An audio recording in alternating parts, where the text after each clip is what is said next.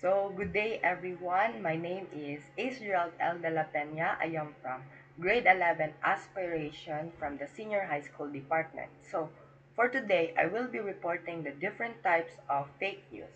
So, the objective of this video is to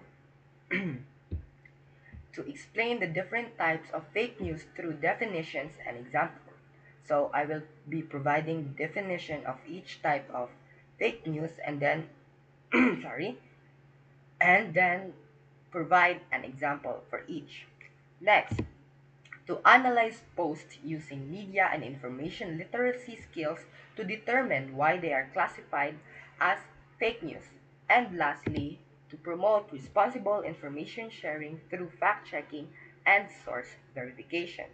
So, the different types of fake news include disinformation, misinformation, and lastly, malinformation. So let's start the discussion with disinformation. So information are defined as false information with the intention to mislead people. So it could either be deliberately created false information to harm the image of a person or a politician. So let's take a look at this example. This is a post from Action CDO posted on April 23. Misulod sa diskusyon online ang pahayag ni Joaquin Kikang Uy human sa usa ka interview diin iyang giingon nga si Kitty Duterte kuno na hospital tungod kay pastor siya, paspas mator. Ang maong linya nga pahayag ni Kapitan Kikang dali nga mikalap sa social media ug nakadani og laing-laing reaksyon gikan sa mga netizens. So, for context, Mr. Kapitan Kikang Uy or Kapkik is the barangay captain here in Barangay Carmen and also the son of our mayor, Mr. Rolando Clarix Uy. So this post quickly gained traction online, earning 713 reactions, 1.4K, and 248 shares. And the comments are mostly bash towards him, like, uy, kuyaw no, wa na mahadlok, wa na sa lugar iyang mga komedya. Nasko na siya kay wala nakator kang Kitty. Naamagin na siya pag nanasa kang Kitty. Paila lang sa kamanyak ni Mudo. Wa gyud malipay ang mga tao sa iyaha, giingon. Bisaya loves Duterte gyud baya. Ang dili lang gid mag-love nila katong mga nakadawat og maleta ug ayuda ug mga naagihan sa tukha nga wala gihapon kaamgo sa ilang gipangbuhat. Ayaw gyud pagmahay sa among reaction, kapitan, kay balos ra pud ni sa imong kawalay batasan. So as you can see, some or even most of the comments there online are bash and hatred towards him. Now, instead of believing this post immediately, we will apply our media and information literacy skills to really evaluate and understand if this information is true or not. So, what we do first is to always check the source. So, our source is from Action CDO, which has 384 followers and 101 posts. The bio states that it is a public service segment of news program, Action CDO focusing on addressing issues and concern. It is also a news and media website. So, as you can see here, it is an already known account because it has so many likes and followers.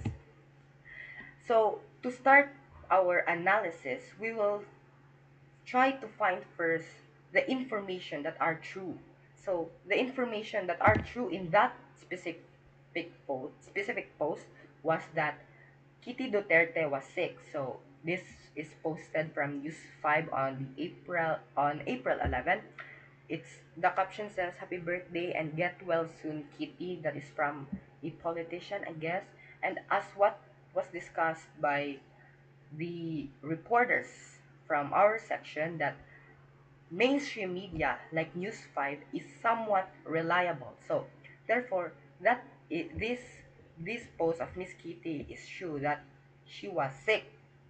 And I've I've remembered the quote that Mr. Kapitan Kikang U used the word torjak, but it was not in that manner of connecting it to Miss Inday Inday Kitty. So let's take a look at this video. Thankfully, I found this video online. So this is the actual things that Mr. Kapitan Kikang Uy said about Torjak and yeah, etc. So let's play the video here.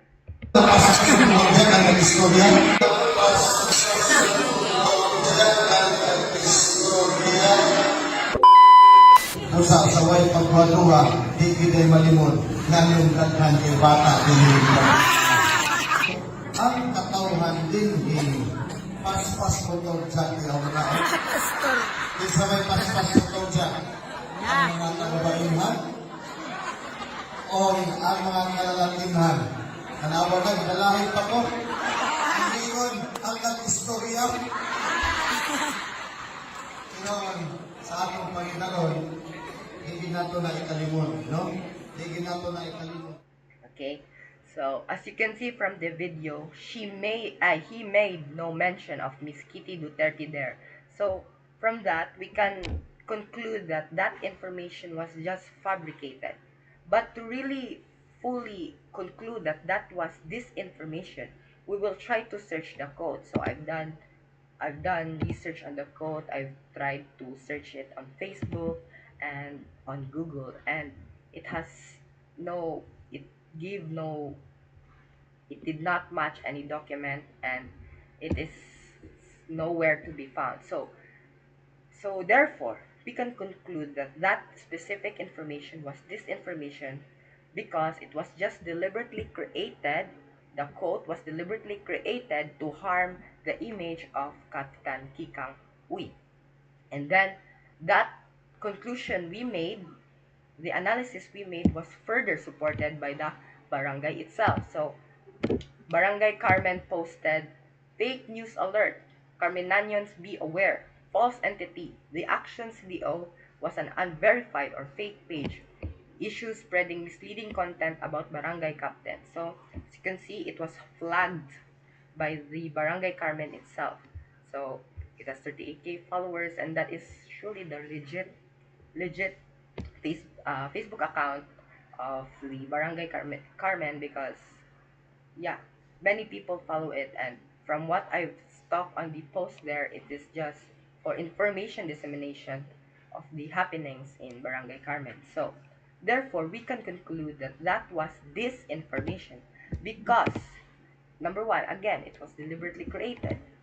It was created to harm the image of Kikang Uy, although what he said was inappropriate. And lastly, it was verified, and our conclusion was supported. And that type of information disorder is a fabricated code. So fabricated code are just created to harm a specific person. In our case, it is Kapitan Kikang Uy. Now, to proceed to the next type of harmful information or fake news is misinformation. So, misinformation are false information with no harmful intention. So, the person sharing it usually believes that that information is real. So, let's take a look at this example. This is sorry, this specific post, these types of posts are very rampant online. So, kung sakaling nakagat kayo ng ahas at malayo sa paggamutan para magpaturok ng antivenom, huwag magpanik. Ang gagawin nyo, kumuha kayo ng mga ugat ng damong batanes-batanesan, hugasan ng mabuti at dikdikin ng mabuti hanggang sa lumabas ang katas.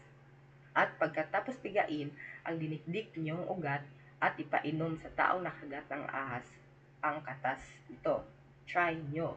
So, the post quickly gained traction online again.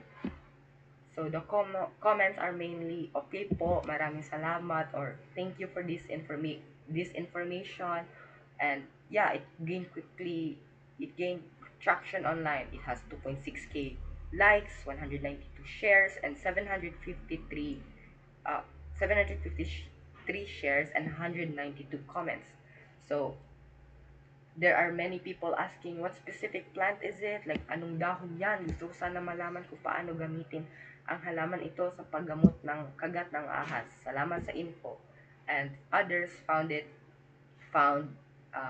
make jokes about it. So sinubukan ng kapitbahay ko, sumablay, ayun to na. So yeah, so even me myself, asked I've questioned it. What specific plant possesses antivenom? So I've tried searching Damong Batonesan,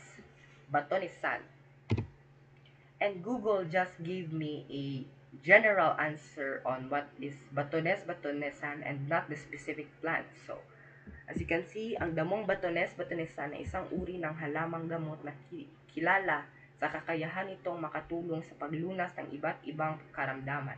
Ayon sa mga tradisyonal na kalaman, ang ugat at dahon nito ay maaaring gamitin sa sumusunod: pag-alis ng kamandag, paraan, pag-alis ng kamandag, paraan ng paggamit, hugasan ng mabuti ang halaman na bago dikdikin at tigain ang katas nito. And there is a paalala there, ang mga ito ay tradisyonal na lunas at maaaring hindi kasing epektibo ng medikal na lunas sa malalang sitwasyon. Palaging kumonsulta sa doktor. Now, since Facebook did not give the specific plant that we are searching for or looking for, we've done the one of the media and information literacy, literacy skills that will help us to determine if an information is true or not, and that is to do a reverse image search. So here since the post provided here a photo, we will just drag that into the Google reverse image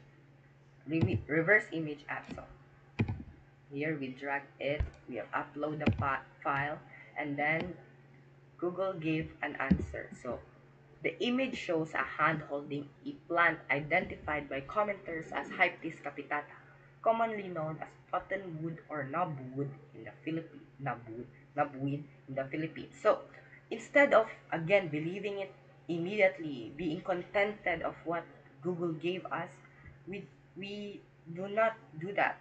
Instead, we apply again our media and information literacy skills. So look at this. Commenters. Commenters are not reliable sources. Remember, in checking information, always check the source. So this answer was mainly from the commenters in the Philippines. So what we did is we searched up Hyptis capitata and tried to compare it to the photo that was shared on the post. So look at this. As you can see, this was the original post, and this is the Hyptis capitata. And now you can observe that the leaves and the stem of the plant are the same, and the flower, I think this is the flower of the plants, are also the same. So therefore, we can conclude that that specific plant that was posted that has properties of antivenom is the Hyptis capitata. So the next step we will do is to search up what is Hyptis capitata. So Hyptis capitata, commonly known as knobweed, is used in traditional medicine, particularly in Brazil, Nigeria, and parts of Southeast Asia, as a folk remedy for snake bites. So it is been used there in those countries as a alternative medicine for snake bites. So scientific studies suggest that it has pharmacological properties that could assist with snake bite symptoms. So the key word here is assist. It does not eliminate the venom. It is not an antivenom, it just assists. So efficacy, research on similar species and traditional anecdotal evidence suggests potential, but it is not considered a proven primal clinically anti-venom.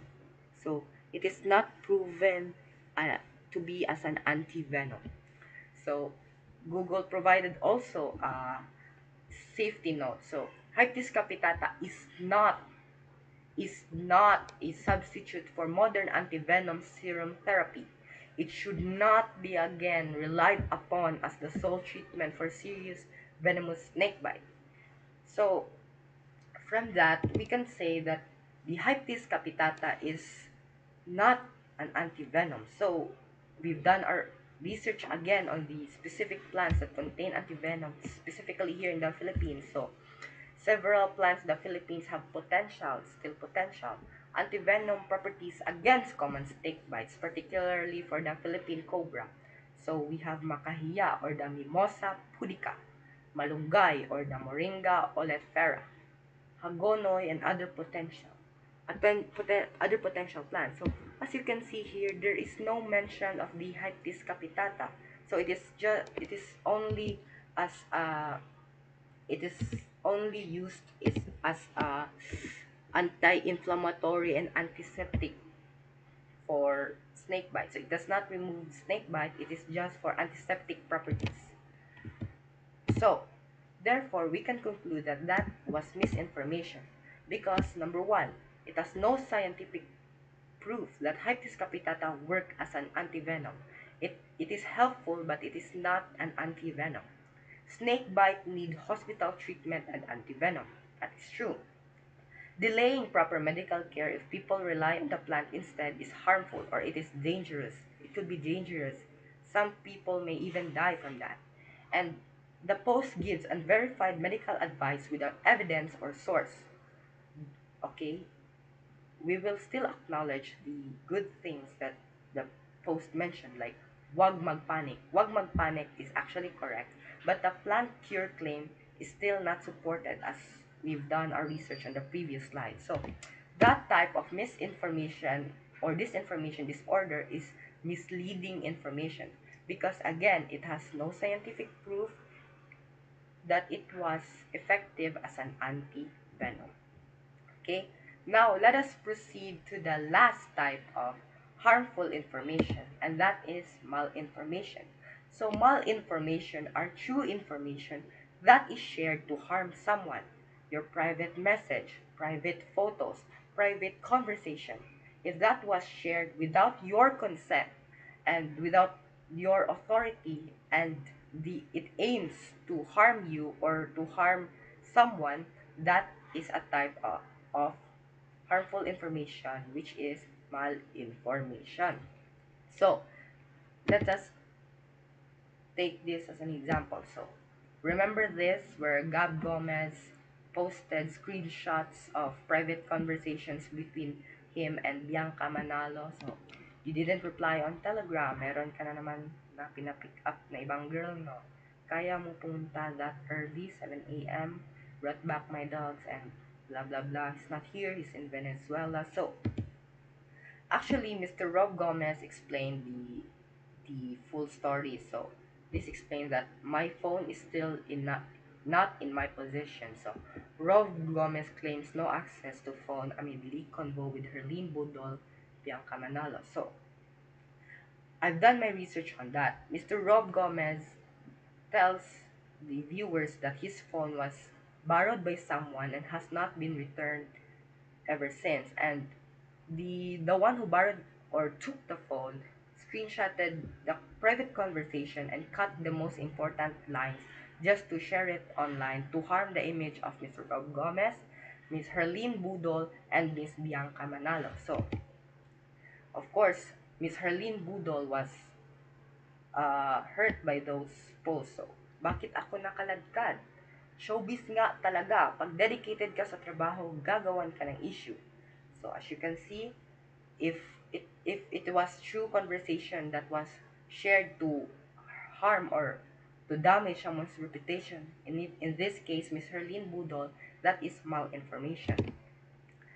And of course, people bashing her because of the post. Same na kayo ni Andrea, ngayon naka-off comments, mga post, gagawa-gawa ng issue, tas hindi din pala kaya harapin mga chismosa gaya ko. Sana naman nabusog ka na niyan, huwag ka nang mangain ng asawa at pag-aari ng iba. So, of course, again, Miss Herlene Budol was deeply traumatized on that experience. So, ayoko rin po maulit yung trauma na nabigay sa akin ng last co-host ko na parang bigat, na parang di ako na ipagtanggol, na walang boses na nagsalita. So that was from Miss Herlene Budol itself. That is from GMA News Network.